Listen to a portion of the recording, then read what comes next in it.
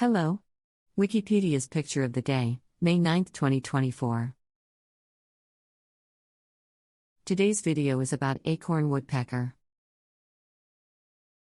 The acorn woodpecker, Melanerpes formicivorus, is a bird in the woodpecker family, Picidae. It is found across Central America, as well as the western United States and parts of Colombia. A medium-sized bird, it has a length of around 20 centimeters and is mostly black, and adult males have a red cap starting at the forehead and females a black area between the forehead and the cap.